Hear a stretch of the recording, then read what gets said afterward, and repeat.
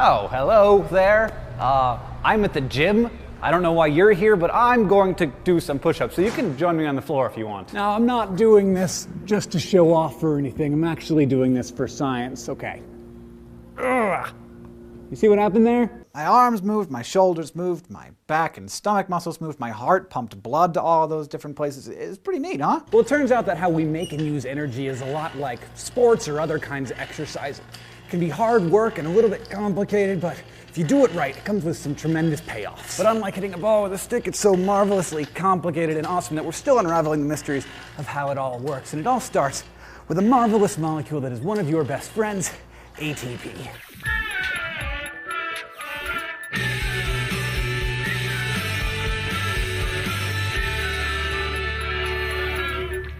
Today I'm talking about the energy and the process our cells and other animal cells go through to provide themselves with power. Cellular respiration is how we derive energy from the food that we eat, specifically from glucose, since most of what we eat ends up as glucose. Here's the chemical formula for one molecule of glucose. In order to turn this glucose into energy, we're going to need to add some oxygen, 6 molecules of it to be exact. Through cellular respiration, we're going to turn that glucose and oxygen into 6 molecules of CO2, 6 molecules of water, and some energy that we can use for doing all of our push-ups. So that's all well and good, but here's the thing.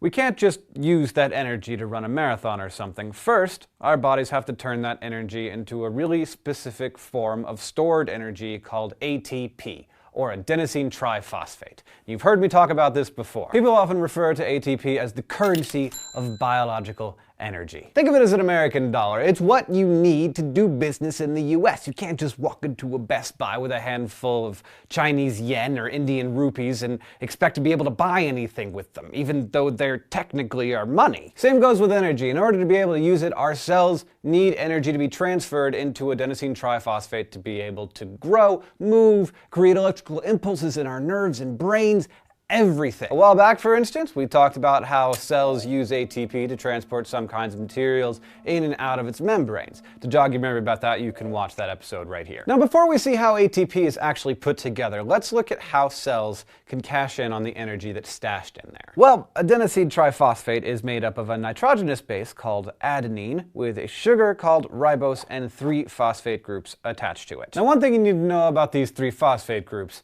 is that they are super uncomfortable sitting together in a row like that, like 3 kids on a bus who hate each other all sharing the same seats. So because the phosphate groups are such terrible company for each other, ATP is able to do this nifty trick where it shoots one of the phosphate groups off the end of the seat, creating ADP, or adenosine diphosphate, because now there are just 2 kids sitting on the bus seat. In this reaction, when the 3rd jerk kid is kicked off the seat, energy is released. And since there are a lot of water molecules just floating around nearby, an OH pairing, that's called a hydroxide, from one of the H2Os comes over and takes the place of that 3rd phosphate group, and everybody is much happier. By the way, when you use water to break down a compound like this, it's called hydrolysis, hydro from water and lysis from the Greek word for separate. So now that you know how ATP is spent, let's see how it is minted nice and new by cellular respiration. Like I said, it all starts with oxygen and glucose. In fact, textbooks make a point of saying that through cellular respiration, 1 molecule of glucose can yield a bit of heat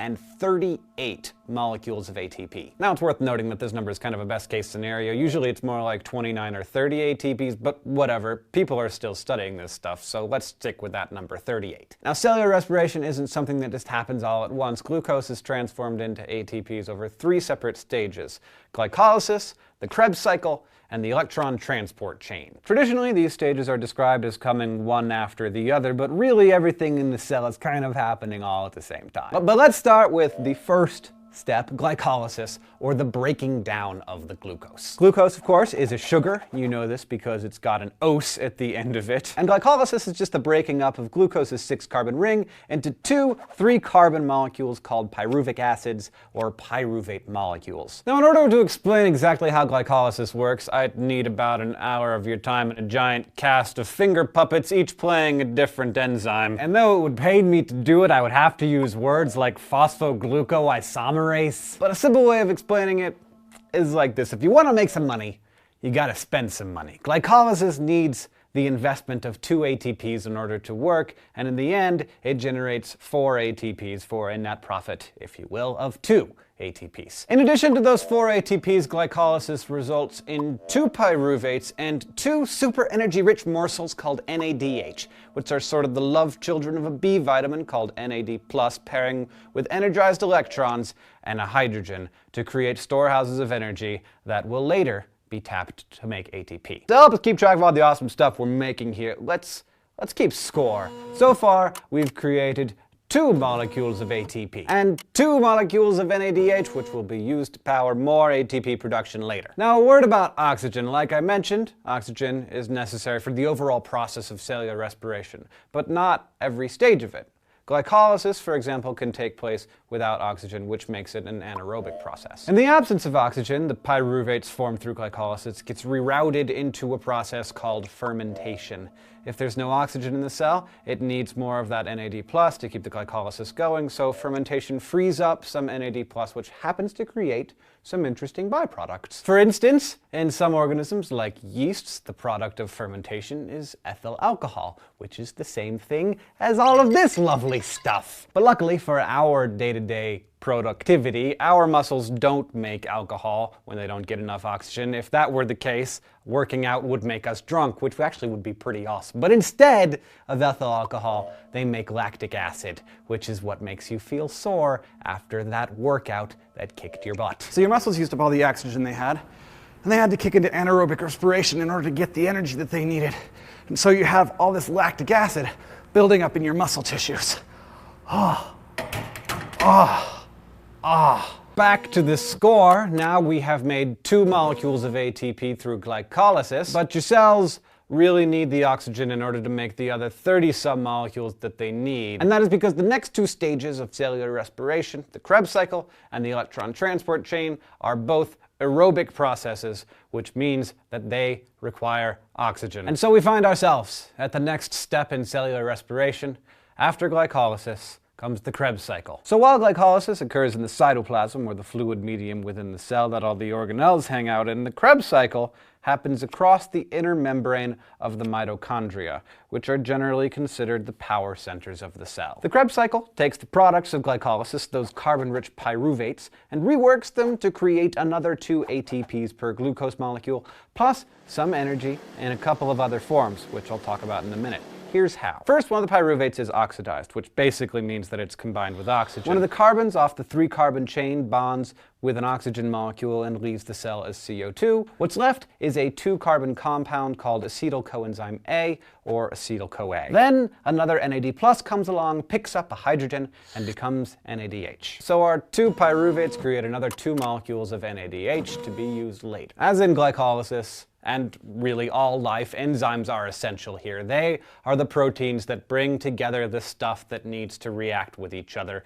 and they bring them together in just the right way. These enzymes, for example, bring together a phosphate with an ADP to create another ATP molecule for each pyruvate. Enzymes also help join the acetyl-CoA in a 4-carbon molecule called oxaloacetic acid. I think that's how you pronounce it, together, and they form a 6-carbon molecule called citric acid, and I'm certain that that's how you pronounce that one, because yeah, it's the stuff that's in orange juice.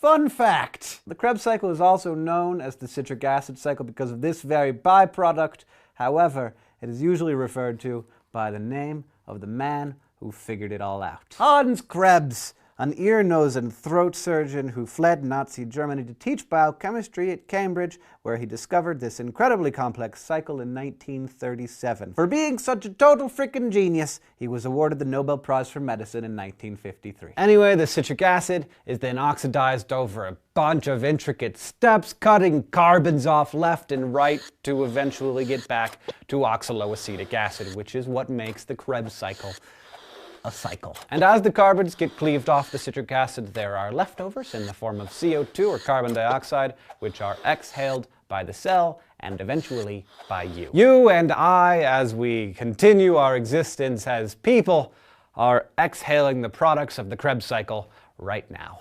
Good work. This video, by the way, using a lot of ATP making it. Now, each time a carbon comes off of the citric acid, some energy is made, but it's not ATP. It's stored in a whole different kind of molecular package. This is where we go back to NAD+ and its sort of colleague, FAD. NAD+ and FAD are chummy little enzymes that are related to B vitamins, derivatives of niacin and riboflavin, which you might have seen in the vitamin aisle. These B vitamins are good at holding on to high-energy electrons and keeping that energy until it can get released later in the electron transport chain. In fact, they're so good at it that they show up a lot in those high-energy vitamin powders that the kids are taking these days. NADs and FADs are like batteries. Big, awkward batteries that pick up hydrogen and energized electrons from each pyruvate, which, in effect, charges them up. The addition of hydrogen turns them into NADH and FADH2, respectively. Each pyruvate yields 3 NADHs and 1 FADH2 per cycle. And since each glucose has been broken down into 2 pyruvates, that means that each glucose molecule can produce 6 NADHs and 2 FADH2s. The main purpose of the Krebs cycle is to make these powerhouses for the next and final step, the electron transport chain. Now comes the time when you're saying, sweet pyruvate sandwiches, Hank, aren't we supposed to be making ATP here? Let's make it happen, Captain. What's the holdup? Well, friends, your patience is finally paying off, because when it comes to ATPs, the electron transport chain is the real moneymaker. In a very efficient cell, it can net a whopping 34 ATPs. So remember all those NADHs and FADH2s that we made in the Krebs cycle?